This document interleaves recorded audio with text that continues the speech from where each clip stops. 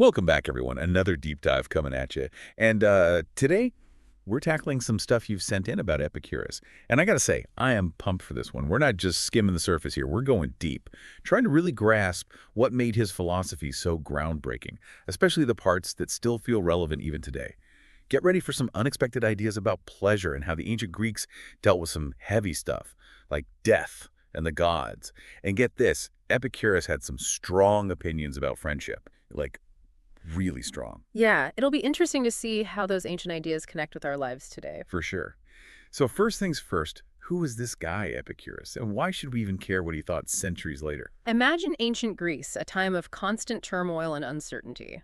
So Epicurus is born in 341 BCE and basically tries to create this haven of peace amidst all the chaos. And he starts a philosophical school in Athens called the Garden. The garden, huh? Sounds peaceful already. Right. But here's where it gets really interesting. It was open to everyone. Men, women, even slaves, which was completely radical for the time. Whoa, a school open to all in ancient Greece. Okay, I'm starting to see why Epicurus stands out. So what were the core principles of his philosophy? What was he all about? Well, he believed that the ultimate goal of life was pleasure. Pleasure, huh? So, like, just having a good time. Well, not exactly. He made a key distinction between different types of pleasure. He talked about three. First, there are the natural and necessary pleasures. Think satisfying hunger with a simple meal, or, finding shelter. The basics. Okay, makes sense. Then you've got natural but unnecessary pleasures. So this is like indulging in a fancy gourmet feast or living in a lavish mansion. So things that are nice but not essential. Exactly. They're not bad in themselves, but he cautioned against getting too attached to them. Right, so it's not about denying ourselves nice things, but like being aware of what we truly need versus what we just want. I'm already seeing how this ties into his whole inner peace thing. Yeah, absolutely. And then there's that third type of pleasure, the tricky ones. Okay, lay it on me. What are those? The unnatural and unnecessary pleasures. These are desires for things like excessive wealth, power, fame. Epicurus thought these desires were like a recipe for anxiety and just constant dissatisfaction. Because you never really get enough, right? Mhm. You're always chasing the next thing. Yeah, precisely. You're stuck on this never-ending treadmill of wanting more and more and never finding true contentment. It's like that saying, the more you have, the more you want. So Epicurus was advocating for a more mindful approach to pleasure, focusing on those simple things that bring genuine satisfaction instead of chasing that endless more. Precisely. He understood that true happiness isn't about all the external stuff, but about cultivating a state of inner peace and tranquility. He even had a word for it. He called it ataraxia. Ataraxia. I like the sound of that. It sounds so peaceful. But how did he think we could actually achieve that? Was it just about managing desires, or did he have specific techniques or practices? It was a combination of approaches, really. Studying philosophy was big for him. He thought understanding the world and our place in it was key. And of course, choosing simple pleasures over excessive ones. He also talked about reflecting on death to gain perspective on what really matters in life. And he really believed in actively engaging with these ideas, not just thinking about them passively, really grappling with them. So it wasn't just like a passive state of being, but something you actively work towards. Yeah. That's interesting. Kind of reminds me of things like mindfulness or meditation today, Yeah. where you're actively training your mind to find that peace. Mhm. Okay, but let's talk about something that probably caused a lot of anxiety back in ancient Greece, death. What was Epicurus's perspective on that? Was it different from the prevailing beliefs of his time? Oh, yeah, this is where he gets really radical. He famously said, "Death is nothing to us because when we are, death has not come. And when death has come, we are not." Powerful stuff. Wow, he really went there. He's basically saying dwelling on death just steals joy from the present moment. We should focus on living well now instead of fearing something we can't control. Exactly. And that wasn't the only anxiety he tackled. People in ancient Greece were terrified of the gods and their wrath. Oh yeah, divine punishment was a big deal back then. Huge. But Epicurus offered a surprisingly different perspective on that, too. Okay, let me guess. He wasn't big on the whole divine punishment thing. You got it. He believed the gods existed, sure. But they were off doing their own thing. Not really concerned with human affairs. No need to stress about pleasing them or fearing their judgment. That must have been a huge relief for people back then. No more living in fear of the gods constantly looking over your shoulder. So he tackled the fear of death, the fear of the gods. But what about the everyday anxieties of life? Did he have any advice for those? He was a big believer in knowledge and reason. He thought those were the keys to overcoming fear and making good choices. Choices that lead to a fulfilling life. So it wasn't just about abstract philosophy. He thought these ideas had real practical applications. Absolutely. He believed understanding the world around us, especially through reason and observation, that could help us get rid of all those irrational fears and make better decisions. Okay, so we've got pleasure figured out, conquering fear, even the gods. But there's another part of his philosophy that I'm super curious about. Friendship.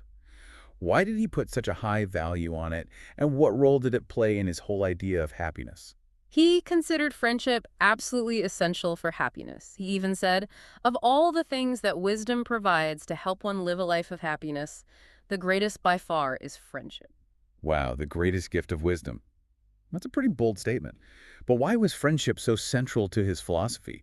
What did he see in those close connections that was so important for a good life? Well, for Epicurus, friendship wasn't about just casual hangouts or anything superficial. It was about cultivating those deep bonds based on shared values, mutual respect, genuine care for each other's well-being. He thought those strong bonds were crucial for achieving that ataraxia. Right, that inner peace we were talking about. It makes sense. It's hard to imagine feeling truly tranquil if you're surrounded by people who, like, drain your energy or don't share your values. Exactly. And he went even deeper than that. He saw friendship as this form of, like, mutual self-improvement. Mhm. He thought being around wise and virtuous friends could actually elevate your own character, help you become a better person. So it's like having a built-in support system for personal growth, almost like an accountability partner for living a good life. Yeah, that's a great analogy. He believed true friends encouraged each other to strive for excellence, not in competitive way, but in terms of virtue and wisdom. He saw those relationships as this space for honest feedback, constructive criticism, encouraging each other on the path to living a good life. It sounds like he had a very, like, idealistic view of friendship. But was this just a theory for him? Or did he actually put these ideas into practice in his own life? This is where the garden comes back into play.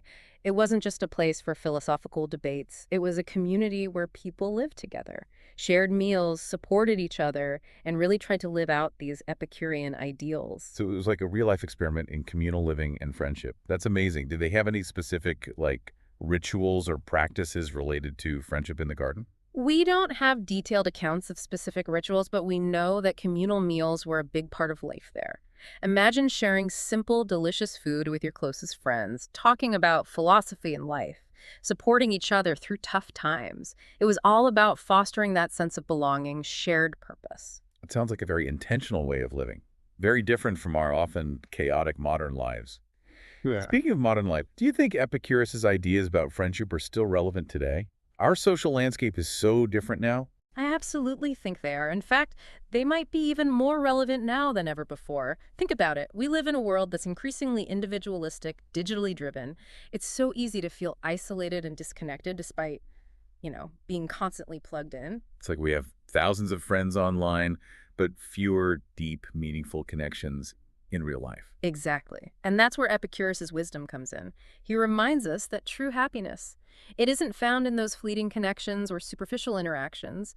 It's about cultivating those deep, enduring bonds that provide support, challenge us to grow, and enrich our lives in countless ways. So how do we apply his ideas to our modern lives?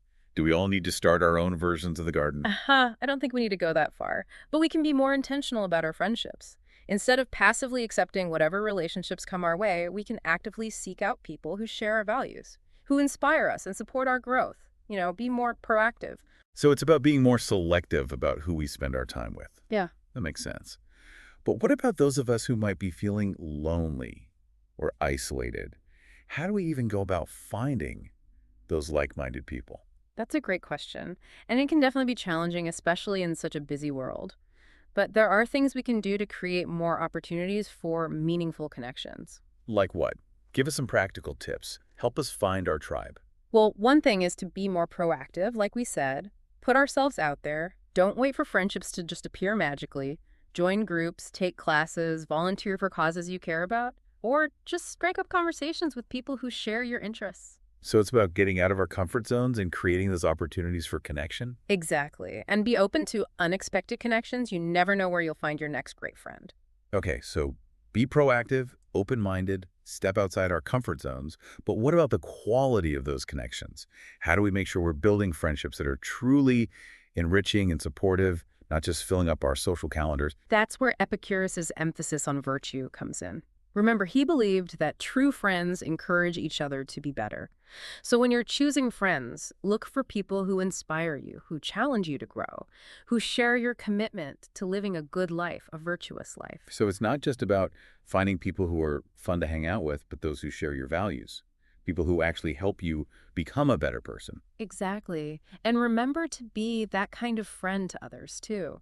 Be supportive, be honest, offer constructive criticism when needed, challenge your friends to grow. True friendship is a two-way street, and through that mutual support and encouragement, that's how we all thrive. It's a beautiful vision of friendship. But I have to ask, did Epicurus ever talk about dealing with difficult friendships? I mean, even the closest relationships can have their challenges. That's such a relevant question. It's interesting because while Epicurus didn't specifically address toxic friendships, his emphasis on self-care and minimizing unnecessary pain, well, it suggests he wouldn't advocate for staying in relationships that were harmful to our well-being. So it's about setting healthy boundaries, prioritizing our own emotional health. Exactly.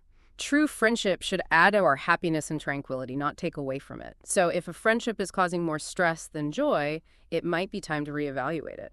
That's a really important point. Sometimes letting go, even if it's tough, can be the best thing for us. Okay, let's shift gears for a bit and talk about another key aspect of Epicurus's philosophy, knowledge. You mentioned earlier how he believed knowledge and reason were crucial for overcoming fear and living a fulfilling life. Can you expand on that? What role did knowledge play in his big picture?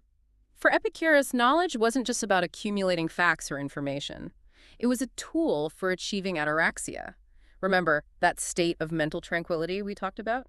He believed that by understanding the world around us, especially the natural world, we could overcome a lot of our fears and anxieties. So it's about using knowledge to empower ourselves, to gain control over those fears. Exactly. For example, he believed that understanding the causes of natural phenomena like thunder and lightning could help people move past those superstitious beliefs that attributed those events to angry gods.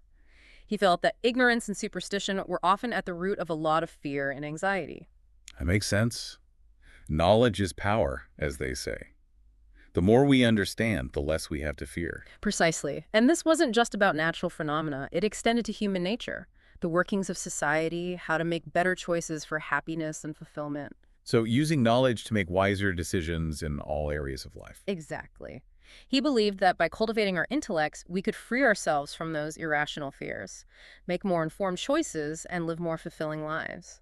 Knowledge was key. Sounds like he was a big advocate for education and critical thinking. He was. He believed the pursuit of knowledge was a lifelong thing, never stop learning and growing. He also emphasized the importance of sharing that knowledge with others. It wasn't about hoarding it. So it wasn't just about having knowledge, but about spreading it, using it to benefit others. Exactly. He believed it was most valuable when it was shared, used to make the world a better place. That's a beautiful sentiment, and one that's still so relevant today. In a world often divided by misinformation and distrust, we need more people who are committed to seeking the truth, sharing knowledge, and using their intellect to make a positive impact. I couldn't agree more. And it's fascinating because Epicurus didn't just advocate for theoretical knowledge. He also emphasized what we might call experiential knowledge. The wisdom that comes from living in tune with nature, observing the world around us, really paying attention. So it wasn't just about book learning. It was about engaging with the world and learning from our experiences. Exactly. He thought by carefully observing nature, reflecting on our experiences, being present in the moment, we could gain these really valuable insights into, the nature of reality and what it means to be human. So a more holistic approach to knowledge, engaging our minds and senses, intellect and heart. Precisely. He believed that by combining intellectual understanding with mindful observation, lived experience, we could gain a much more complete and nuanced understanding of life. It's not either, it's both. It's like he was encouraging us to be lifelong learners, always curious, open to new discoveries. Exactly. And this idea of integrating different ways of knowing is something we see in lots of traditions today. Philosophical, spiritual. Think about mindfulness practices. Paying attention to the present moment, cultivating deeper awareness of our thoughts, feelings, sensations. It's all connected. It's about using all our faculties, minds, bodies, hearts, to truly engage with the world and understand ourselves and our place in it. That's a beautiful and inspiring vision. It really is. And it's a testament to Epicurus that his ideas are still so relevant today, even across such vast cultural and historical differences. It's like he tapped into something fundamental about human nature, something that goes beyond time and place. But I gotta admit, I'm still grappling with this whole pleasure as the ultimate goal thing. It seems a bit, I don't know, selfish. Shouldn't there be more to life than just pursuing our own pleasure? Yeah, that's a common misconception about Epicureanism, and I get why people might react that way. But remember, he wasn't advocating for just hedonistic indulgence. It's not about just chasing fleeting pleasures. He believed true pleasure came from living a virtuous life, a balanced life, one that includes fulfilling our responsibilities to others and contributing to society. So it wasn't just about personal gratification, there was a social dimension to it as well. Absolutely. And what's interesting is that Epicurus actually saw virtue and pleasure as interconnected. He thought that acting virtuously, being just, kind, compassionate, naturally led to greater happiness. So it's like a virtuous cycle. Being good makes you feel good, and feeling good makes you want to be good. Exactly. And this idea, this interconnectedness of virtue and happiness, it echoes throughout history. We see it in many ethical and spiritual traditions. It's like a universal truth. Doing good for others ultimately benefits us too. Precisely. And for Epicurus, this wasn't just some abstract concept. It had practical implications for how we live. He encouraged his followers to be active in their communities, to contribute to the common good, treat others with kindness and respect. It's all connected. So it wasn't about withdrawing from the world and pursuing pleasure in isolation. It was about engaging with the world in a way that benefits both ourselves and others. Exactly. And that emphasis on social responsibility is something people often overlook. They get caught up in the pleasure part, but miss the crucial role that virtue and social engagement played in his philosophy. It's a much more nuanced and complex view than I think many people realize. Okay, so we've got pleasure, friendship, knowledge, and virtue all intertwined. But I'm curious, what about happiness itself? Did Epicurus have a specific definition of what it meant to be truly happy? That's a great question. You know, he believed true happiness wasn't just some fleeting emotion or a temporary high. He saw it as a more enduring and stable condition, a state of inner peace and tranquility. That comes from living in accordance with nature and fulfilling our potential as human beings. So it's a much deeper and more holistic concept of happiness than just feeling good in the moment. It's about living a life that's truly aligned with our values and our nature. Exactly. And he believed this kind of happiness was attainable through cultivating certain virtues and practices. Give us the secrets. How do we get there? Well, first and foremost, it involved living a life of moderation and simplicity. Remember how he emphasized fulfilling natural and necessary desires, but avoiding the unnecessary ones? He believed that by simplifying our lives, focusing on what truly mattered, we could reduce anxiety and create more space for joy and contentment. So it's about decluttering our lives, both physically and mentally. Precisely. And secondly, cultivating mental tranquility through reason and philosophy. He thought that by understanding the nature of reality, we could overcome our fears and worries, achieve a greater sense of inner peace. It's all about perspective. So using our minds to get a clearer view of life. Exactly. And third, nurturing strong and meaningful relationships. Don't forget his focus on friendship. Sharing life's ups and downs with people who love and support us, essential for true happiness. So connecting with others on that deep, authentic level. Absolutely. And finally, living in accordance with nature, appreciating its beauty, finding joy in simple pleasures, recognizing our interconnectedness with all things. It's about being in tune with the natural world. So aligning ourselves with those natural rhythms and cycles of life. Exactly. And what's remarkable is that even though these ideas are ancient, they're still so relevant today. It's like a timeless formula for happiness. It just works across cultures and time periods. But I have to ask, how did Epicurus and his followers actually put these ideas into practice in their daily lives?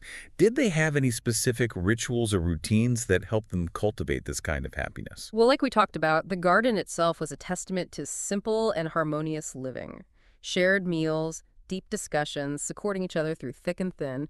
But they also emphasized. Wait a second, this is getting good, but I think it's the perfect spot to pause and pick up next time. We've covered so much ground already, and I can't wait to hear more about how those Epicurean ideas were put into practice. I'm with you. I'm excited to explore those practices and see what we can learn from them. Me too. So until next time, everyone, think about this. What are those simple practices that bring you peace and joy? Maybe it's a walk in nature, a heart-to-heart with a friend. Whatever it is, hold on to that feeling. We'll pick up right where we left off in our next deep dive. Welcome back, everyone. Last time we were just getting into why Epicurus saw friendship as the greatest gift of wisdom, which honestly kind of surprised me. You don't usually think of friendship when you hear the word Epicurean. Right. That word Epicurean, it's definitely taken on a different meaning over time. Today, it's all about, fancy food, luxury, indulgence. But for Epicurus himself, it was about true happiness, the kind that lasts. And he thought friendship was a huge part of that. So it's more than just like enjoying a good meal with friends. What was it about those relationships that he felt was so crucial for a fulfilling life? Well, for him, real friendship wasn't about those surface level connections or just having a good time. It was about building deep bonds, based on shared values, mutual respect, and genuinely caring about each other's well-being. Those strong bonds, he felt, were essential for achieving ataraxia. Right, that inner peace we talked about. Yeah. It makes sense, though. It's hard to feel truly at peace if you're surrounded by people who bring you down or just don't get you. Exactly. And he took it even further. Epicurus saw friendship as this form of, mutual growth. He believed being around wise and virtuous people could actually help you become a better person. It's almost like having a built-in support system for personal growth, like an accountability partner for living a good life. Yeah, that's a great way to put it. He believed true friends encourage each other to strive for the best, but not in a competitive sense, more like in terms of virtue, wisdom. He saw these relationships as a safe space for honesty, constructive feedback, that kind of thing, pushing each other to live a better life. That's pretty cool. But was this all just theory for him, or did he actually live this out? That's where the garden comes in again. It wasn't just about talking philosophy, they lived it. People living together, sharing meals, supporting each other, really trying to embody these ideals. So it was like a real-life experiment in friendship and community. Mm. Fascinating. Did they have specific rituals or practices around friendship in the garden? Anything we know about? We don't have super detailed accounts of rituals, but those communal meals were definitely central. Just picture it. Simple, delicious food shared with close friends, talking about life, philosophy, supporting each other when things got tough, creating a sense of belonging and shared purpose. It sounds so intentional, so different from how we often live today. Everything's so rushed and chaotic. Speaking of today, do you think Epicurus's ideas about friendship are still relevant in the modern world? Things have changed so much. Totally. In some ways, they're even more relevant now. Think about it. Our world is so individualistic. We're constantly online, digitally connected, yet so many people feel isolated. It's true. We have thousands of online friends, but maybe fewer deep real-life connections. Exactly. And that's where Epicurus's wisdom shines. He reminds us that true happiness, it's not about those fleeting, superficial connections. It's about those deep, lasting bonds, the ones that give you support, challenge you, and enrich your life in so many ways. So how do we take his ideas and apply them to our lives today? Do we all need to create our own gardens? Maybe not. But we can definitely be more intentional about our friendships. Instead of just going with the flow, let's actively seek out people who get us, who inspire us, who want to grow together. So it's about being more mindful about who we let into our lives. Makes sense. But what about people who are lonely, who feel isolated? How do they even find those like-minded people in the first place? It's a great question. It can be tough, especially with everyone so busy all the time, but Yeah. there are things you can do. It's about creating more opportunities for connection, putting yourself out there. Okay, I'm listening. Give us the secrets. How do we find our tribe? Well, first, be proactive. Don't wait for friendships to magically appear. Join clubs, take classes, volunteer, or just start conversations with people who seem interesting. You never know. So step out of that comfort zone. Create those opportunities. Exactly. And be open. Sometimes the best friendships come from the most unexpected places. Okay, be proactive, open-minded. But how do we make sure those connections are good ones? How do we build those truly enriching, supportive friendships and not just fill up our social calendars? That's where Epicurus's focus on virtue is so important. He thought true friends push each other to be better. So look for people who inspire you, challenge you to grow, who are committed to living a good life. So it's not about finding party buddies. It's about finding people who share your values, people who help you become the best version of yourself. Exactly. And remember, be that kind of friend to others too. Be supportive, honest, offer feedback, gently challenge them to grow. It goes both ways. True friendship is about mutual support and encouragement. That's how we all thrive. I love that. But did Epicurus ever address, like, difficult friendships? Even good friendships have their ups and downs. That's a great point. It's interesting, he didn't specifically talk about toxic friendships, but his whole thing about self-care and minimizing pain suggests he wouldn't want us to stay in relationships that hurt us. So it's about setting boundaries, knowing when to walk away for your own well-being. Exactly. Friendship should add to your happiness, not take away from it. If it's causing more stress than joy, maybe it's time to rethink things. That's a good reminder. Sometimes letting go, even if it's hard, is the best thing you can do. Okay, let's talk about another big part of Epicurus's philosophy, knowledge. You said he saw it as key for overcoming fear, for living a good life. Can you unpack that a bit more? What role did knowledge play in his overall view? For him, knowledge wasn't just about memorizing facts, it was about achieving ataraxia, that inner peace we keep coming back to. He thought that by understanding the world, especially nature, we could conquer a lot of our fears and anxieties. Knowledge is power. Right, like understanding why things happen can help us feel less afraid. Exactly. Like he believed if people understood what caused thunder and lightning, they wouldn't be so scared and attribute it to angry gods. It's about moving past superstition. Ignorance and superstition, he felt, were often the root of a lot of unnecessary fear. That makes sense. The more you know, the less there is to be afraid of. Exactly. And this went beyond just nature. Understanding human nature, how society works, he thought this knowledge could help us make better choices, leading to more happiness and fulfillment. So it's about using knowledge to make wiser decisions in all parts of life. Precisely. Cultivating your intellect to break free from irrational fears, make informed choices, live a more fulfilling life. Knowledge was a big deal for him. Sounds like he was a huge champion for education and critical thinking. He was. He believed in lifelong learning. Never stop. And he was big on sharing what you learned with others. Don't keep it to yourself. Spread it around. So it's not just about having knowledge, but about using it to benefit others too, kind of like what we're doing now. Exactly. He believed knowledge was most valuable when it was shared, when it made the world a better place. That's a beautiful thought and Mm. so relevant today. Yeah. We need more of that, right? Yeah. In a world drowning in misinformation, we need people who seek truth, share knowledge, and use it to make a positive impact. Couldn't agree more. And here's something really interesting. Epicurus didn't just talk about, book smarts. He also talked about what we might call experiential knowledge. The wisdom that comes from living in tune with nature, really observing and experiencing the world around you. So not just what you read in a book, but what you learn by living and experiencing life firsthand. Exactly. He thought that by observing nature, reflecting on our experiences, and being present, we could gain these incredible insights into the big picture of reality, what it means to be human. It's all connected. So a more holistic approach to knowledge. It's not just about thinking, but also about feeling and experiencing. Precisely. He thought the best understanding came from combining those things. Intellectual understanding, observation, lived experience. It creates a more complete picture. He was encouraging us to be lifelong learners, Yeah. constantly curious and Mm. open to new experiences. Exactly. And this idea of combining different ways of knowing, it's all over modern philosophy and spirituality too.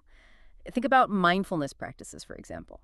Paying attention to the present, becoming more aware of your thoughts and feelings. It's about using all our faculties, our minds, our bodies, our hearts to truly engage with the world and to understand ourselves and where we fit in is a powerful vision. It really is. It shows just how brilliant Epicurus was, that his ideas are still so meaningful today, even though the world has changed so much. It's like he tapped into something universal, something that transcends time and culture. But I got to be honest, I'm still wrestling with this pleasure as the ultimate goal thing. It just feels a bit selfish. Shouldn't there be more to life than just seeking pleasure? I hear you. It's a common reaction. But remember, he wasn't saying just indulge in whatever feels good. That's not what he meant by pleasure. He thought true pleasure came from living a good life, a virtuous life, a life where you fulfill your responsibilities to others, where you contribute to society. It's bigger than just yourself. So it wasn't just about personal satisfaction, it was about a social good, too. Absolutely. And this is really cool. Epicurus actually saw virtue and pleasure as linked. He believed acting virtuously, being just, kind, compassionate, all that stuff, it naturally leads to greater happiness. So it's like a positive feedback loop. Being good makes you feel good, and feeling good makes you want to be good. Exactly. And this idea of virtue and happiness being intertwined, it pops up all over the place. Throughout history and different ethical and spiritual traditions, it's a powerful concept. It's like a universal truth. Doing good for others ends up benefiting you, too. Precisely. And for Epicurus, this wasn't just some abstract idea, it had real-world implications. He encouraged his followers to be active members of their communities, to do good, to treat each other with kindness and respect. So it wasn't about retreating from the world and just pursuing your own pleasure. It was about being in the world, doing good, making things better for everyone. Exactly. And that's the part people often miss. They get hung up on pleasure and forget about the social, the ethical side of his philosophy. It's a lot deeper than most people realize. So we've got pleasure, friendship, knowledge, virtue, all these things intertwined.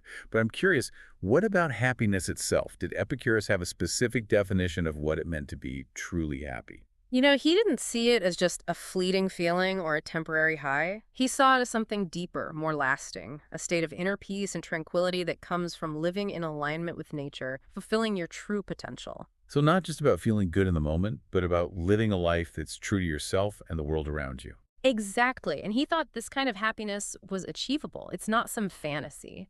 It's about cultivating certain virtues and practices. Okay, I'm all ears. What are the secrets? How do we get there?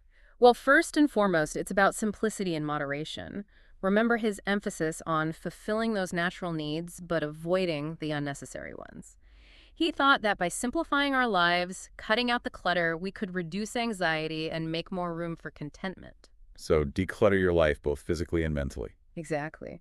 Second, cultivate that mental tranquility through reason and philosophy. He thought understanding how things work could help us overcome fears and worries and find peace. So use your mind to gain clarity and perspective. Precisely. And third, nurture those strong relationships. Remember, friendship was huge for him. Sharing life with people who care about you, that's crucial for true happiness. So connect deeply and authentically with others. Absolutely. And finally, live in tune with nature. Appreciate the beauty around you. Find joy in the simple things. Recognize that we're all connected. It's about being in harmony with the world. Aligning yourself with the natural rhythms of life. I love it. And it's amazing how, even after all these centuries, these ideas still ring true. It's like a timeless formula for happiness. It works no matter what time period or culture. But I'm curious, how did Epicurus and his followers actually put these ideas into practice in their everyday lives? Did they have any rituals or routines that helped them cultivate this happiness? Well, as we've seen, the garden itself was a big part of it. Simple living, sharing meals, those deep discussions, supporting each other. But beyond that, they also emphasize. Hold on. That's fascinating, but I think we should pause here and pick up next time. We've covered so much about Epicurus's philosophy, and I can't wait to hear more about how they actually lived it out. Agreed. There's so much more to explore there. Me too. So everyone listening, until next time, think about this. What simple things bring you peace and joy? A walk in nature, a chat with a friend, whatever it is, hold on to that feeling. We'll pick up right where we left off in our next deep dive. Welcome back to our deep dive into Epicurus and his philosophy. We've been exploring his ideas about pleasure, friendship, knowledge, living a virtuous life. And last time we were talking about how those ideas were actually put into practice. It's amazing to think about these ancient philosophies coming to life, like how do they actually live this stuff out day to day? Yeah, exactly. So beyond the communal living and the shared meals in the garden, what else did Epicurus and his followers do to actually cultivate happiness and tranquility? Well, one practice they really emphasized was philosophical discussion and reflection. They believed that by constantly engaging with these ideas, really thinking about them, not just passively listening, it would help them understand and apply the insights to their lives. So it was like a continuous process of learning and reflecting, almost like a workout for the mind, but for happiness. That's a great way to put it. They didn't see philosophy as just this abstract thing. It was a practical guide to living well. It makes you wonder if maybe we could all use a bit more of that in our lives. Instead of just reacting to everything, maybe we should all take some time to think about the big questions, see what we can learn. I think that's a really valuable takeaway. Our world's so fast-paced, so busy, it's easy to get swept up in it all. Taking time for reflection, even just a few minutes a day, can make a huge difference. Okay, so philosophical discussion and reflection. What else? Gratitude was another big one. Epicurus believed that focusing on the good things in life, even the little things, could really change your perspective. Appreciate what you have instead of always wanting more. That sounds a lot like what people are doing today with gratitude journals and all that. It is. It's amazing how these ancient ideas are still so relevant.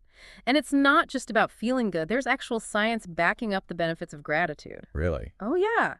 Studies show that it can help reduce stress, improve sleep, even boost your immune system. Wow, that's pretty impressive. So Epicurus was onto something all those centuries ago, and now science is proving him right. It really is a perfect example of how ancient wisdom and modern science can come together to help us live better lives. Okay, philosophical reflection and gratitude. What else was in their Epicurean toolkit? Mindful living. Paying attention to the present moment instead of dwelling on the past or worrying about the future. Yeah, that's easier said than done sometimes. Right. It's so easy to get lost in thought. But Epicurus believed that by truly being present in each moment, you could savor life more, find contentment in the here and now. That makes sense. It's like we're always so busy thinking about what's next that we forget to appreciate what's right in front of us. Exactly. And in our world today, with all the distractions, technology, it's even harder to stay present. Mindfulness is a powerful tool to help us break free from all that mental It's noise. like hitting the pause button on your mind Yeah. and just being in the moment. Exactly. And the best part is, you can practice mindfulness anywhere, anytime, while you're walking, eating, talking to someone, even doing the dishes. It's about bringing your full attention to whatever you're doing Right. and really experiencing it. Exactly. That's a great practice. Okay, so we've got philosophical reflection, gratitude, mindfulness. Anything else? Oh, yeah. One more big one. Living in harmony with nature. Spending time outdoors, observing its cycles and rhythms, appreciating its beauty. That's a beautiful idea. And it seems like more and more people are rediscovering that today. All these nature retreats, ecotherapy, everyone's talking about the benefits of being in nature. Right. And for Epicurus, it wasn't just about enjoying a pretty view. It was about recognizing that we're connected to nature, that we're part of something bigger. It's about realizing that our actions have an impact, not just on ourselves, but on the environment and future generations. Exactly. And with everything going on with climate change and all the environmental problems we're facing, this idea is more important than ever. Epicurus reminds us that true happiness comes from living in balance with nature, not exploiting it. That's a powerful message. Okay, so we've covered a lot.